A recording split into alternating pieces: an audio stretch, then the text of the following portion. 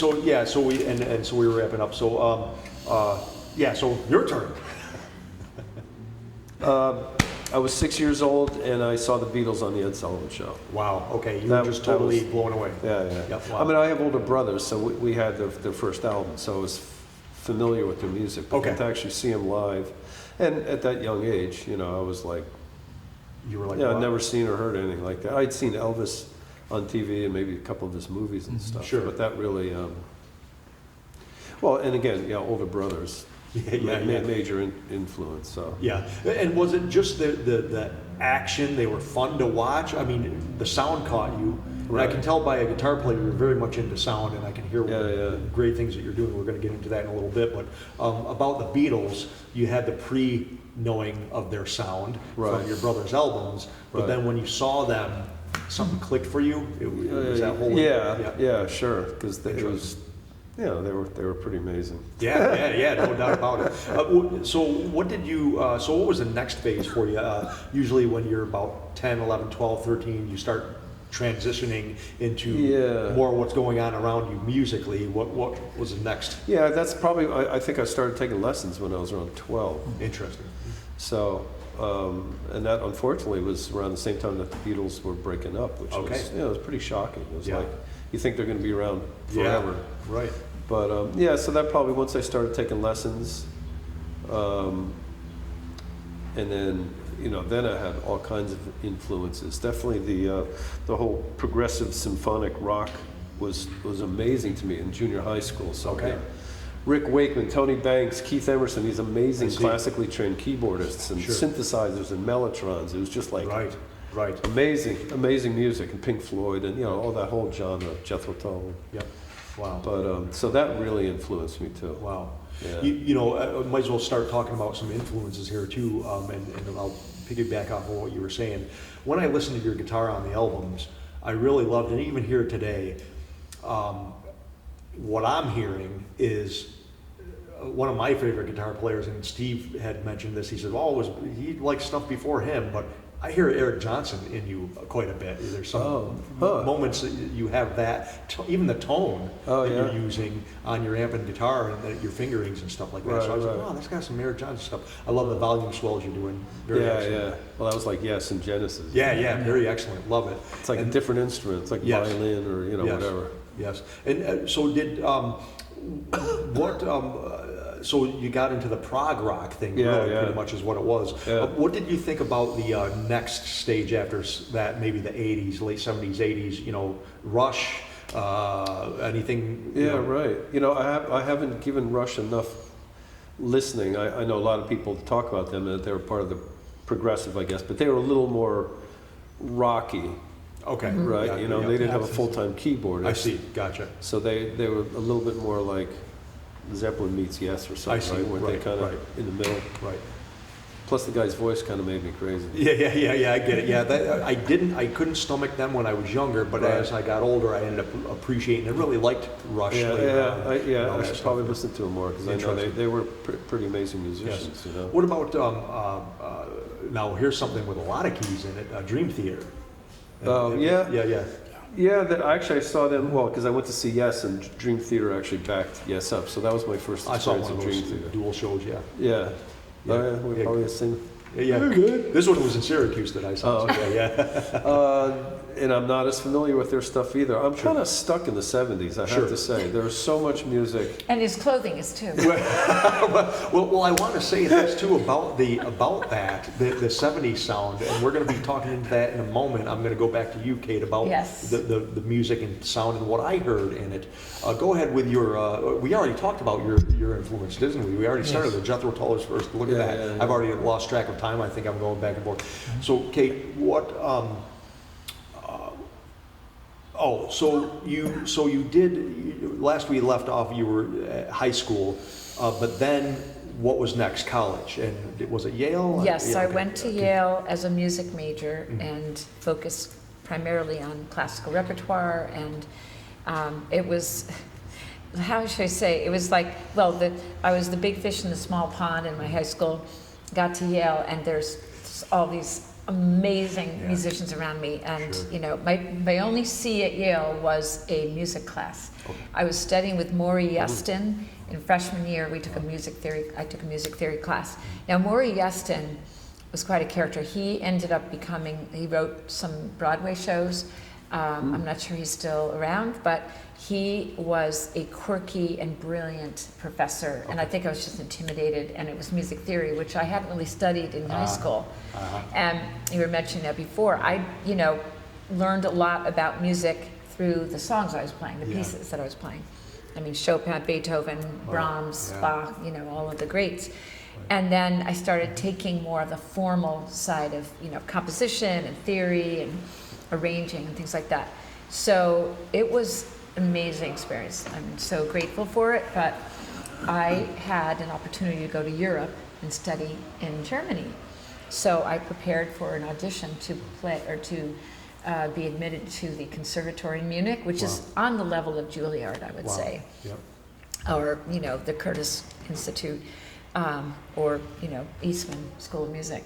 And I played for hours, for months to get ready. And I went to the audition at the end of the summer to figuring I would enroll. Yeah. And Yale gave me full permission to take a year abroad. And the professor absolutely just shot me down. Wow. Right on the, he barely let me play the pieces. Wow. And it was a major setback, Yeah, I'll just say. Wow. I mean, I Was was. it because you were American, maybe, you think? Was there some, or Oh, was it he just flat out, you know, cursed my technique, Wow, basically. okay, He wow. said, go back to America, get a better teacher, and you need to practice more. Get Wow. your scales out and all this. Yeah, ouch. Wow. You know what? That was a turning point, because I could have gone home with my head down, Yep. tail between my legs, Yep. but I had been to Germany. That's a whole other chapter. I studied or went to Germany with my family when I was 10. So this is 10 years later. And so I had kind of a really wonderful base of friends there. Yep. And talked to them, and they said, hey, you should enroll in the university, take classes at the university, and then you can study piano on the side instead of doing the conservatory full time. Huh. So that indeed is what I did. Wow. I ended up with a professor from the conservatory to study with for piano, Wow. and took classes at the university, and it was the best of both worlds. I had the time of my life. Wow. It's an amazing year. Amazing. And I was going to concerts, I was playing music, I was playing chamber music, I was doing all kinds of. Wow. Isn't it something that how when you think when there's a setback and you practice really hard for something and you're looking for the blessing of that and you've done Yes. your due diligence and then it fails and you're like, what? But Yeah. then something else comes that was Yeah. far better. And Another it was a door better, way opened, better yeah. blessing in a way, you know? Well, and it also occurred to me, you know, being a concert pianist is a very strenuous life. Yeah. That is not for the lighthearted. Right, right. You must be, you know, it's a kind of a ruthless, you know, determination, and you're going to join the, you know, the masses of people trying to make it in the musical world. Yes. And I also loved listening to Keith Jarrett. Now, it's interesting. Keith Jarrett's Köln concert, that album was like primal for me. Okay. Because he used extensive improvisation. And I just kept hearing that album over and over again. As, you know, this was, I think that came out, I have to get my music historian over here. What year was that? Around 75. 75. There you go. So there was this other voice that was leading me away from classical music. I see. And it was jazz, but it wasn't like, I would say, jazz standards. It was more this improvisational style that Keith Okay. Jarrett was bringing Okay. to Interesting. be heard in the world. And yeah, it was really, really appealing to me. I must ask, why did you even originally go to Yale? I mean, what was it something your parents said, hey, you got to do something, or you said, or did you? It's because it's interesting that we're starting since you were 4, but then in your teen years you really got into this other. Yeah. That's kind of almost opposite of what Yale would teach. Even the things you were excited Yes. about is what I'm saying. Why did you go to something that was less exciting, maybe? Well, what I will say is that I was also very intellectually curious and I was studying philosophy, took a class on creativity, I see. Literature. I was really looking for a university that would, allow me to delve into the humanities, if you will. Interesting. And so that school, which was, one of my choices, I applied to only 4 schools. And with the music component at Yale, I see. it fit nicely, but there was a very strong desire to really learn more about things beyond music. Well, so that's very interesting. So then why the Germany thing? Why did you? Yeah, because I love Germany, I had connections there, Right. and so it was also the desire to probably, again, I was never really a conformist. Yeah, So I think I right. wanted to do it on my terms, I go see, go interesting. and study and still get the credit Yeah, for it, yeah. and explore I being in gotcha. Europe. So I Interesting. guess having been in Europe at 10 years old and going to school there and learn German, Yeah. so I did Wow. have that advantage. I could speak German. Wow, awesome. And I think there was just my life really changed when I was 10. Okay. So the years before that were pretty, ho-hum, I would say, but it was 10 when things started taking off, I just see. personally and musically. So that's where I wanted to continue music, but I also had these other intellectual drives. I see. Interesting. So then you jumped into the jazz kind of improv, or I lot want to of say fusion, improv. but not necessarily fusion. But Yeah, it improv, was yeah. just having fun with exploring chords, and there was a guy who played saxophone. So at Yale, down in the basement where the college dorm that I was living in, they had a piano, kind of a beat up baby grand, Yeah. and we'd put our laundry in, and then we'd go in the next room, and this kid, he was not a kid, he was a brother of one of my roommates, Sure. played the saxophone. So we would just go down there and jam while we were doing our laundry. Wow. And there were opportunities to do that, just That's great. on the fly, just pick up with people, just play. It's fun. And it was very spontaneous and very free. Yes. And that was the contrast to all that studied, Yes, practicing, right. that I was, Right. for hours locked Right. up in a cubicle, Right. literally, Right. a soundproof cubicle on the Yeah, campus of yeah. Yale. So yeah, I think there was I had some kind of developing strains of interest there, and I think there was rebellion about the classical. During that kind of movements into the jazz, did you start? Was that when you started liking the Carole King type stuff, or had you liked the Carole King? I'd already been listening You were to already it, been yeah. listening, okay, and the singer-songwriter stuff and all that Yes, stuff. Yeah, and I actually, fast forward a bit, like 15 years later, I actually started writing jazz music, Wow. which without any training. Wow, Okay. really? That's I went to mind-blowing. New York and I studied with 2 really, I would say, avant-garde pianists. One was Joanne Brackeen and another one was Richie Byrick. I just got in touch with them and said, I want to take lessons. Wow, and they're And- just obliged. Yeah, and I was totally overwhelmed. Wow. I was like, Wow. this is too hard. I played my songs for them, and it was very positive. And at the same time, I was starting a whole new career as a teacher. So that was all going on after many years of trying to figure out who I was. Right. And at that same time, I was also starting to write enough music to make an album. Wow, And so I have a jazz album interesting. made in 1997, 97, recorded wow, in 97. wow, Jack. No kidding. So, I find what's interesting is that Been told.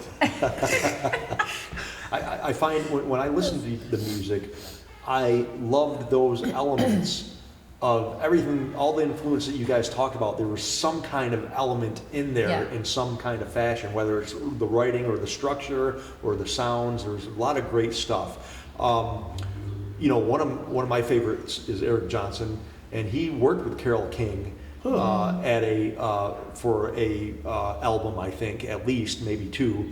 There's some great old YouTube videos from that era. He was probably 22 years old, I think, at the time, way back then. It was great, and it was very phenomenal. He fit very well. It was funny, in one of the videos, she turns and looks at him with this big smile on his face, what he was doing live on TV when they were doing their cut and all that kind of stuff. So I think you I'll have to check that yeah, out. I think you would like that. Yeah. And I could definitely, so when Steve was first telling me about you guys, actually I saw the advertisement for when you guys were going to be coming here. And it said something about Carole King and Steely Dan. Oh, and I was right. like, okay, Yeah, this is going to be Yeah. interesting. I got to hear this because I like a lot of that stuff, Yeah. And so when I heard it, sure enough, there was moments when I looked at Steve, I was like, there's the Carole King. There's that. You don't sound like her all the time, but there's moments you can hear that influence, you know, and it's really refreshing and cool to hear again. And then even the piano, this is just the structure. I really liked how, and I think this is probably because of the jazz influence that you had in training, that when the music, the chordal and the transitions like were unexpected. I wasn't, I so often, especially in worship music, it's just this almost monotony, I guess you will. CFG. Oh. I have so much struggled over the years with that, and I'm like, this is just like it was just like I don't even feel worshipful right now because it's just like this mundane thing going on. Right. Well, I think can I say, I think please. the sad thing is that I think people believe that worship music has to sort of kind of be dumbing down to make sure everybody gets it. But I do think that we have been Although the missing. hymns were very difficult. Well, the hymns, and that's a whole other thing I true. want to talk about too, because that kind of, and the Bach chorales Sure. are rich in harmony and rich in, melody and some surprises. I mean, Bach did this all the time. Yep. But I do think there's a need for some refreshing sounds. I agree. I'm big on that. I mean, really big on that. I've totally am all about that. And when I heard what you were doing, I said, yes, refreshing. This is good. This needs to be heard more. You guys' music needs to be heard more. And I would love to. I told Steve too. I said, this is what we need to hear in church. This is what we need to hear. So one of the songs I wanted to refer to called "To the Core." So it's got a strong rock beat, and it's pretty like the structure of the verse and chorus is pretty basic. But then we do this thing in the middle, where, and this came out of just when I was creating the song. It was actually like an improv where we were working on it at the house, and it's a pedal, an E chord that's just playing, and over the E we're playing, triads, or we're doing like E chord, D chord, C major over E, and then back to D and E. And then we do that for a while, and then we have this thing where we go, and I look over at you because it's a big bass moment. It's A, G, C, D, and that stuff just, for me, it's that surprise, but it leads you back. Yeah, it does. To where you need to get back to the verse. Yeah, that's right. And I just find that kind of thing is very appealing to me, but I don't sit down and say, well, write something really interesting in the middle. It come, and I will say, out of the time playing with the band. Yes. Because things can come and be born out of your, practice time. That's right. The way in which you relate to your musicians. Yes. And you have a communication that goes beyond just the instruments. Yep. And I say that as almost like for those songwriters out there, like to be writing on your own has its merit, but there is something that's added to it when you hear the way he can play a bass line, or you hear 100%. that pep, what he brought to, and there's a song we didn't do tonight that features that incredible swell thing, and Awesome. I know you're bummed that we didn't do it, but We still don't have that on tape. Tonight would have been the time to get it on tape, but Is that one on CD? Because I did hear one or two it's on swell songs. CD, yeah. Yeah, Redeeming Grace. Yeah. another long I one. think I heard that one on one of the CDs. Yeah, that It one was has, phenomenal. I loved it. Yeah. So I guess my point is that be open to the opportunity and the availability of new things. Well, that- 100%. A lot of times I've struggled over the years. I've been involved in a lot of different churches on worship teams, and that is the biggest hindrance to, I think, worship, is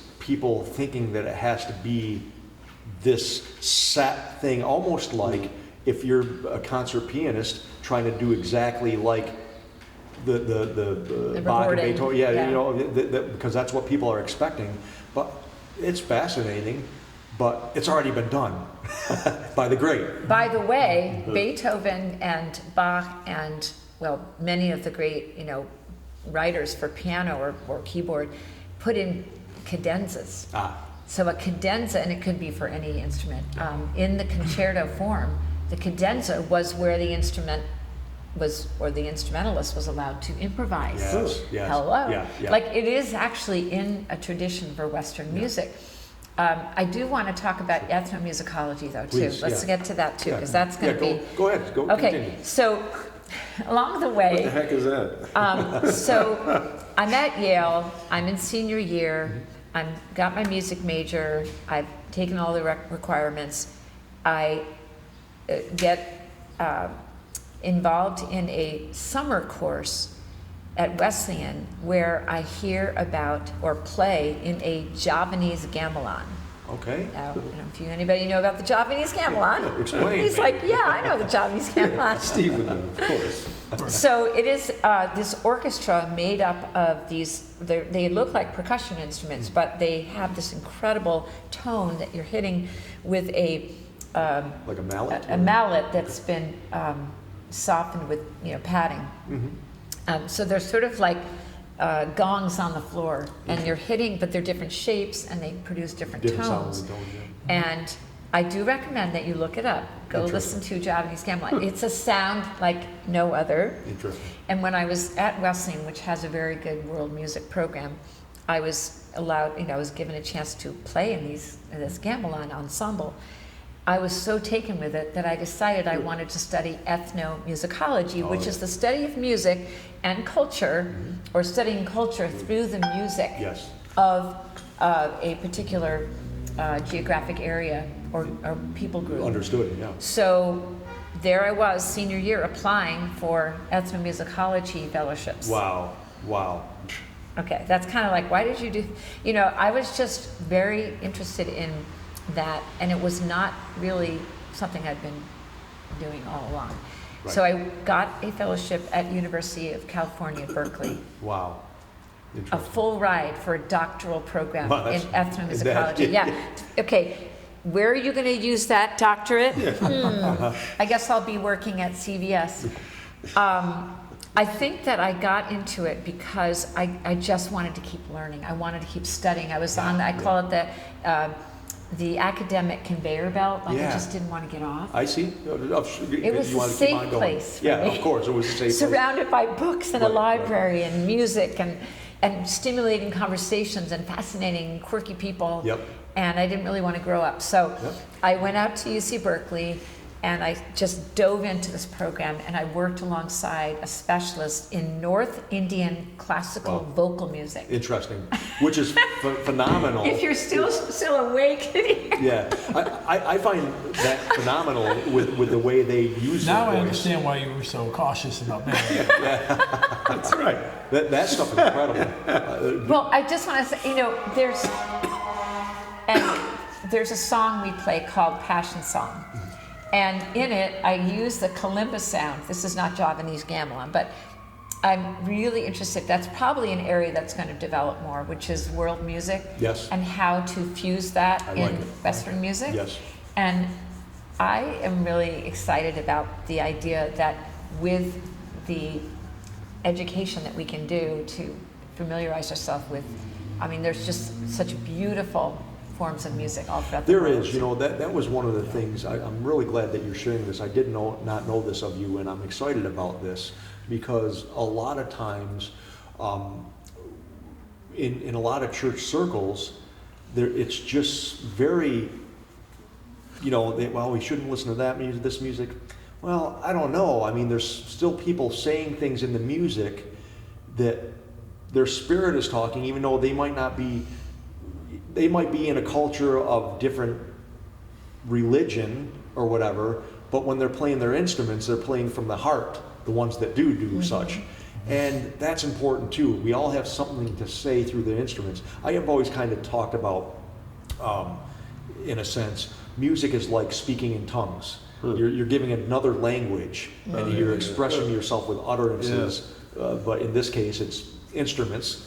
And it reaches people. Yes. I've been involved in projects where we would have prophetic worship spontaneous, and I have a guitar synth, so I'm able to get a lot of the ethnic sounds. I like ethnic sounds, and throw them in there. All people will fall out, start A lot of different things start going on with that stuff. But it's because I think we're lulled into a sleep now in a lot of the worship music because it's mundane and it's not fresh. The words are proper, but the music behind it is just monotony. And your music is not monotonous.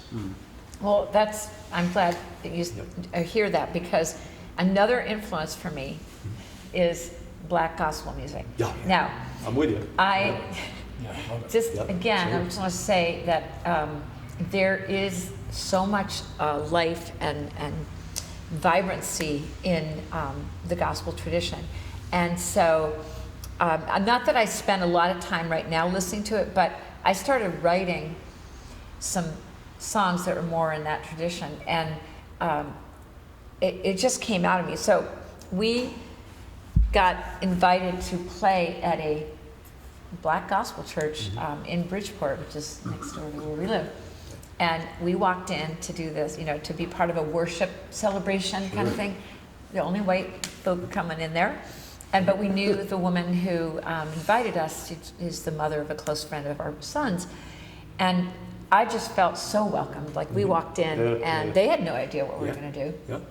We shared our song, and then you was just so aware the whole time. Well, you get this, I think you guys know that at We're Alive. You mean, John, invites the Holy Spirit to, he's pretty gospel-y.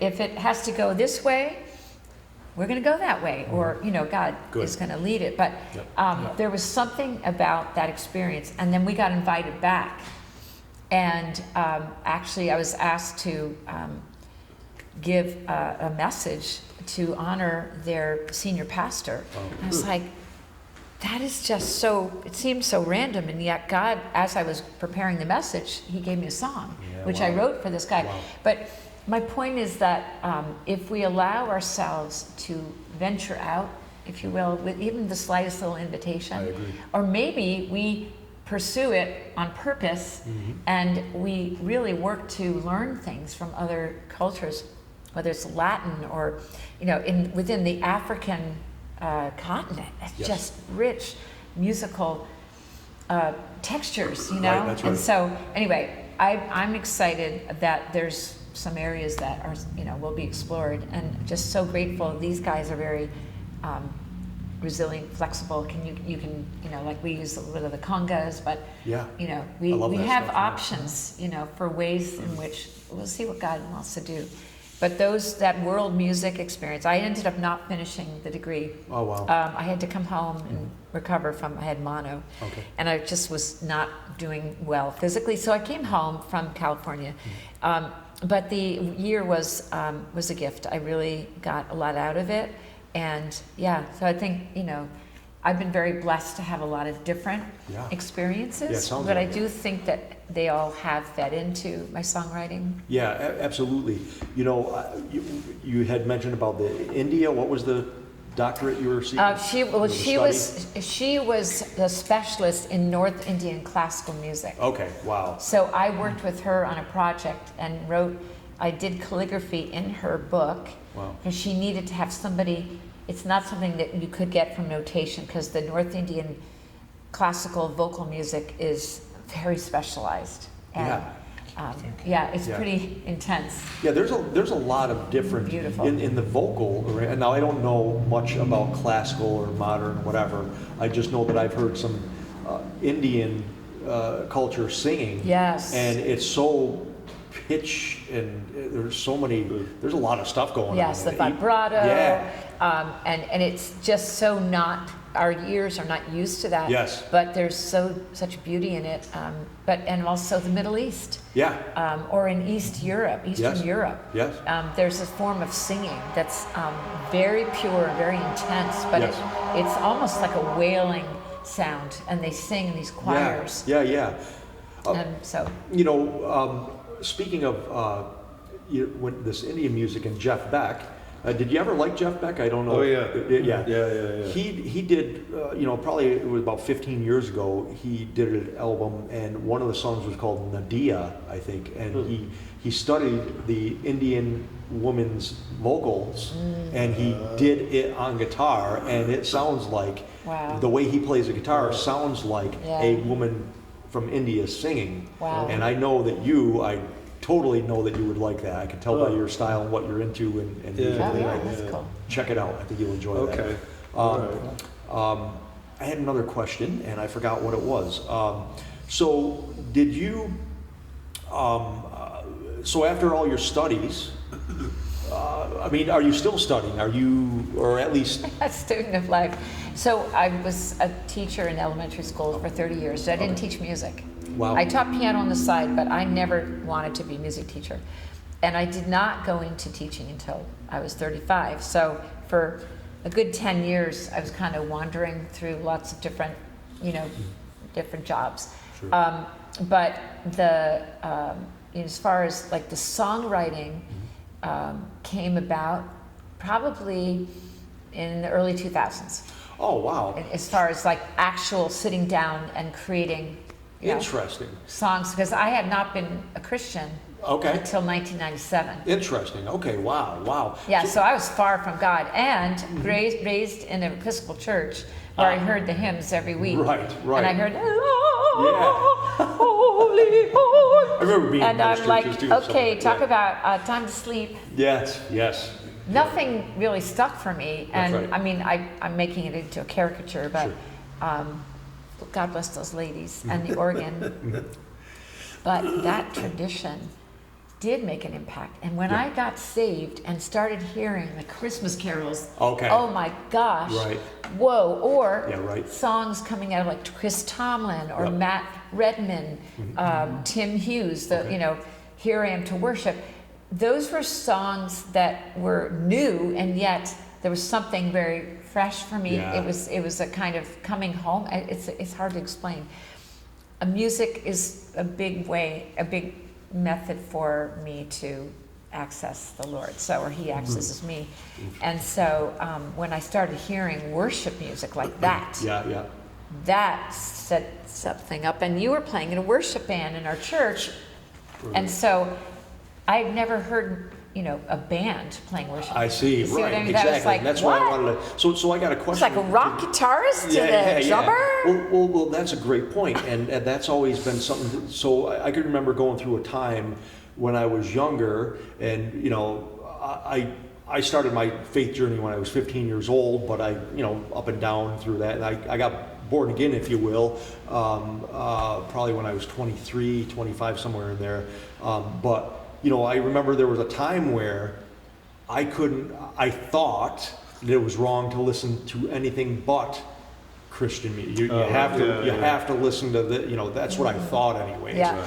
And thankfully I grew up out of that and realizing, or at least it was a season and all that kind of stuff. So did you guys, for you fellas there, how did it go for you guys in your faith walk and the music? Had you guys played music and then came into faith, or was it you were faith and then you guys were younger you were older when you started playing music?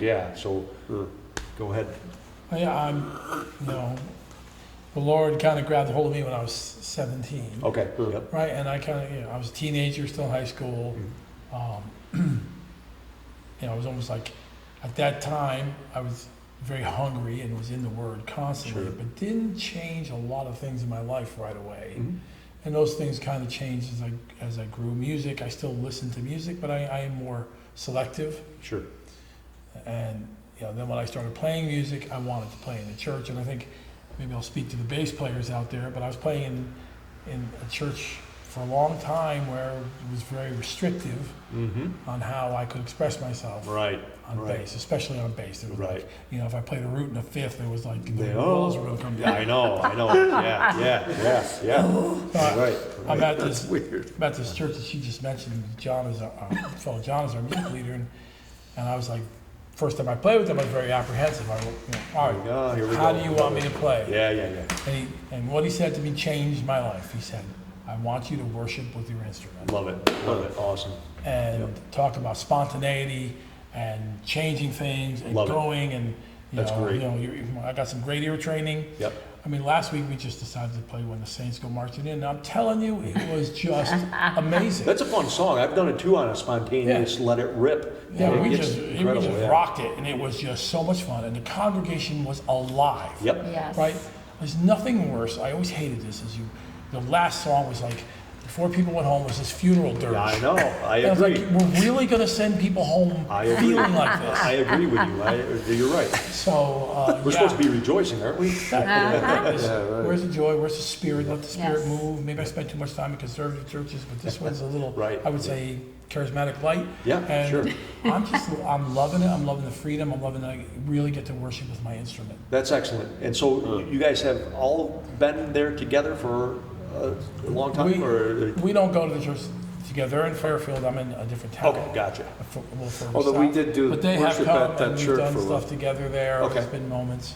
Okay. Yeah, we have a wonderful connection with the church family, the pastor, and then just, they opened their doors for us to do a coffee house there a couple of months ago. Okay, great. But I think we're on the same page with that. Well, you want to talk about what it's like? You've been in a lot of different worship situations. Yeah, I never stopped listening to secular stuff though. For Sure. some reason, it didn't bother me. Interesting, cool. Because I know there are some people. There was those minister brothers, right, that said all rock and roll is demonic. or Yeah, something stuff like that. I was coming from It's an just era like, where you were it's, like, oh, okay, is that?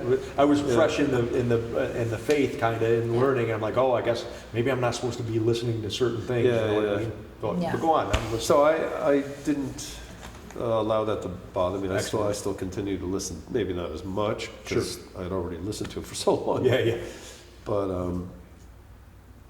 oh yeah. So and then I got involved with the worship team. Sure, So okay. I became a Christian when I was 18. So I probably started on worship teams pretty soon after. Oh, wow.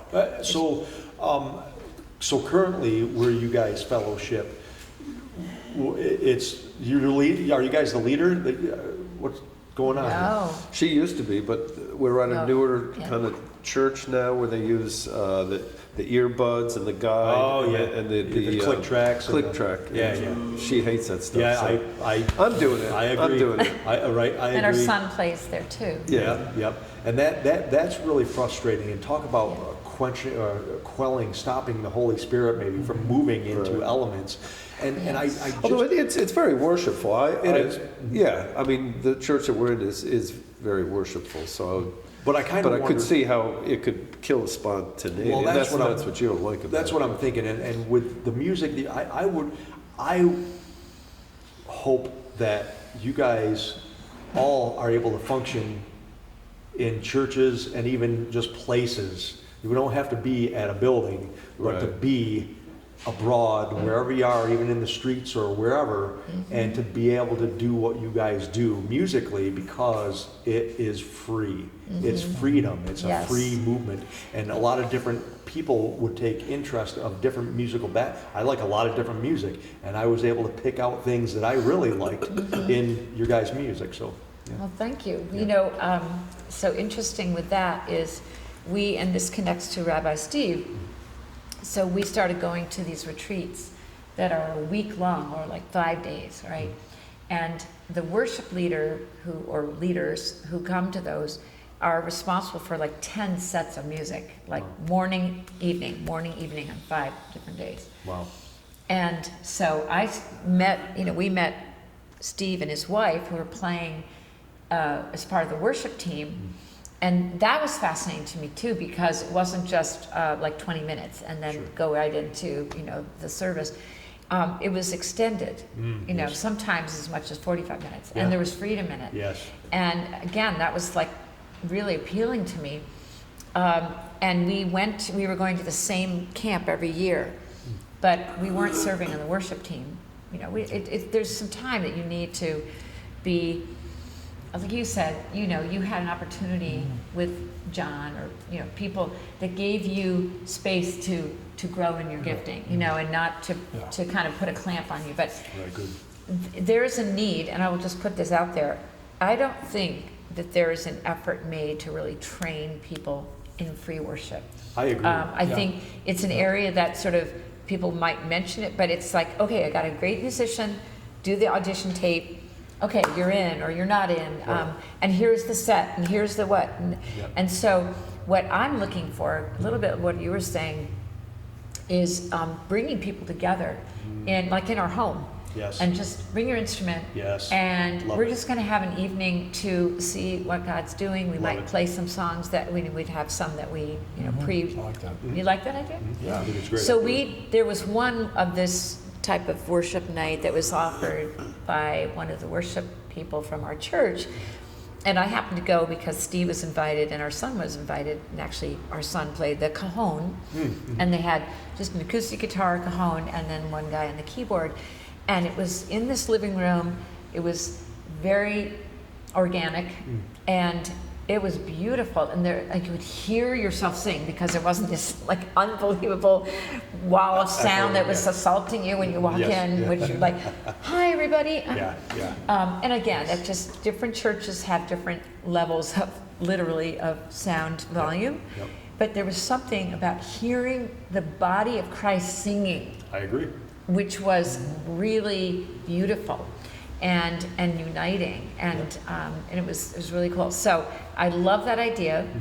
I also want to do more with children Yeah, that's great. and tapping into their worshipfulness. 100%. And there's something that I'm doing in the town next door, Bridgeport. So I started with another woman. We started a nonprofit called Forging Disciples, and we are teaching keyboard and drums to inner city kids. That's great. That's awesome. And it's a Christian program. So we pray with them. Yep. We bless them with words from the Bible, and we're really seeing this starting to grow into something that's not just learn how to play Mary Had a Little Lamb. Right.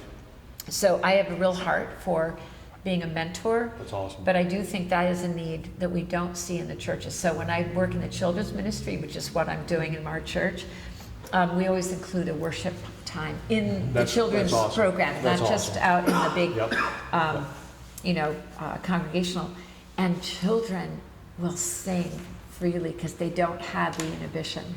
I Right. think. I mean, Right. a lot of them Right. will move their body. They will sing freely without somebody saying, "Oh, that's not on key." Yeah, that's You know what right. I They mean? just absolutely, and I think that's what goes on too. I think you had a great point there with